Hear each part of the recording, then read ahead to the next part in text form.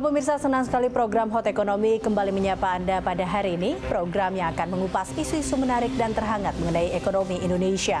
Saya Liza Hasan, inilah Hot Ekonomi.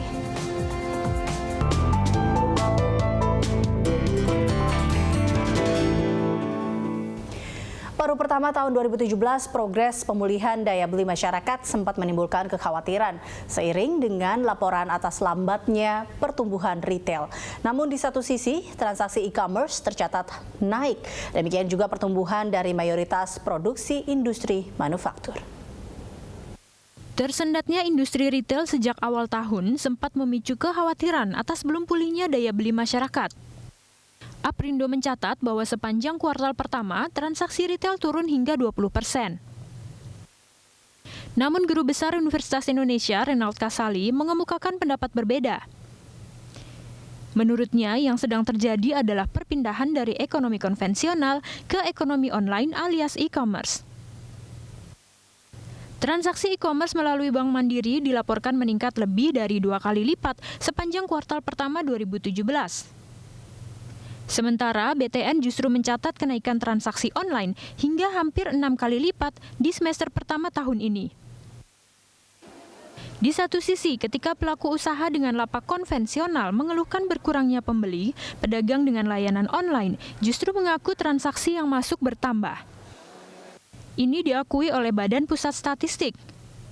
Turunnya transaksi online di mal disinyalir karena makin banyaknya masyarakat yang memilih transaksi online yang lebih praktis.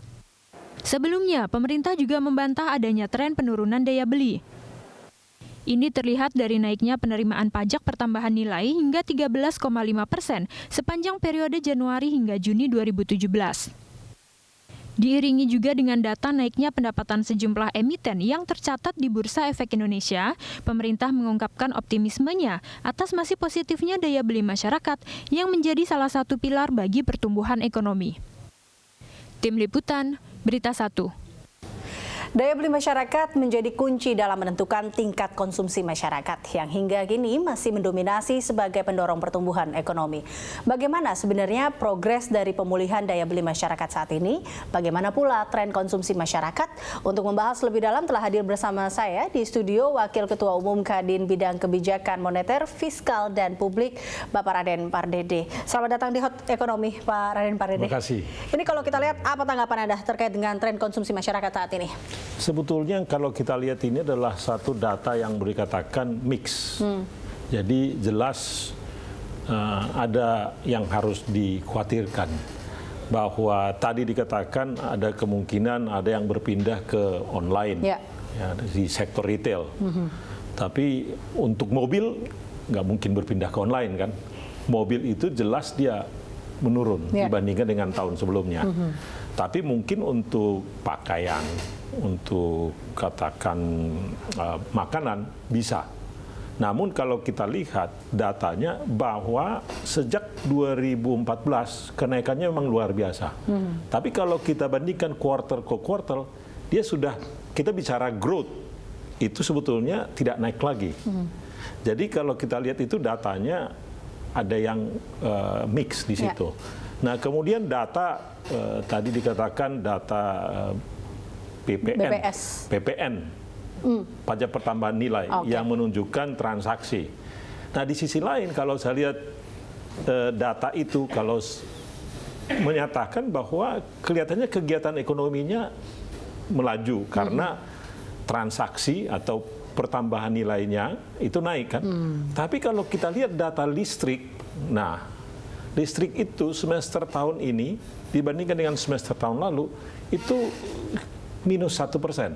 Nah listrik itu berdasarkan pengalaman saya melakukan namanya coincident indicator atau indikator coincident itu sejak tahun 99 bahwa listrik itu benar-benar adalah melihat kegiatan ekonomi karena semua yang kita lakukan pakai listrik. Ya. Yang salah satu faktor pendukung dari perekonomian juga mau bikin apapun pakai listrik. Nah, daripada kita berdebat mengenai ini, jelas datanya ini sekarang seperti terbagi dua.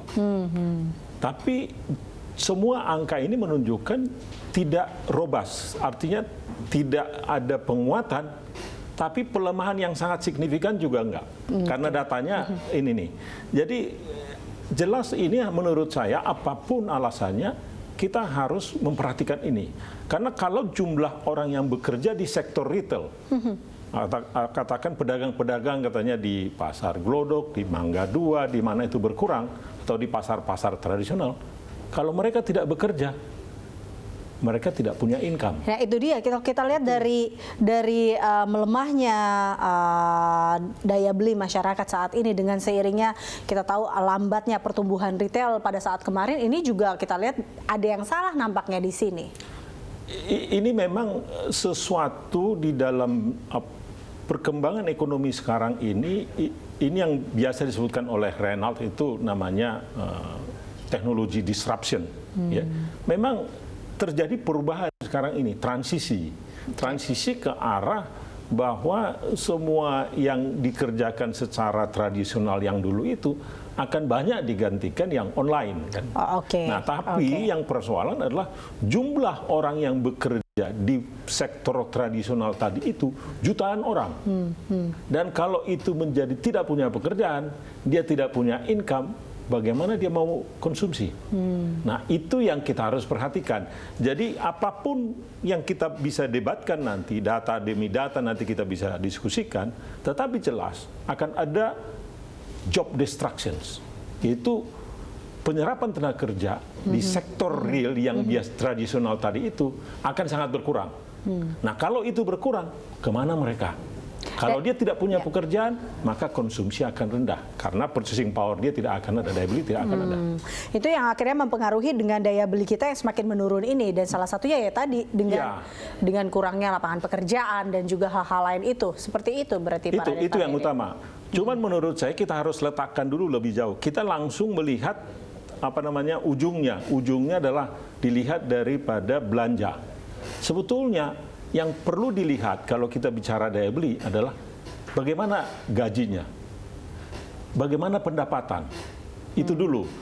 Apa yang mempengaruhi pendapatannya? Jangan langsung belanja, karena bisa saja dia punya uang, tapi dia tidak belanja. Dia punya daya beli, tapi dia belum tentu mau belanja. Betul. Jadi nggak bisa langsung dikaitkan dengan dia nggak punya uang atau daya belinya nggak ada, makanya belanja kurang. Belum tentu, karena mungkin juga faktor ketidakpastian ya yang membuat dia menunda untuk belanja.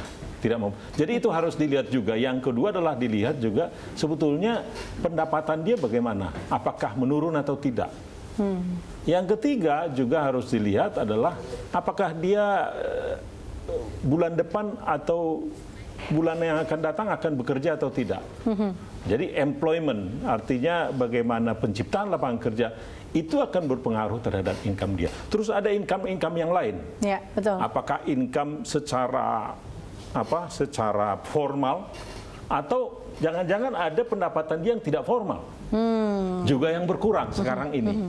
Jadi itu menurut saya yang harus dilihat dulu kalau kita melihat pendapatan dan daya beli dulu. Ya. Nah, kalau langsung melihat belanja, itu kita melompat ke sana. Itu dia. Oke, baik. Ini nampaknya juga terkait dengan penurunan daya beli ini seperti alarm ya. Kalau kita lihat terhadap pemerintah, apa yang harus dilakukan juga, kita akan membahasnya Pak Raden. Kami akan kembali pemirsa sesaat lagi.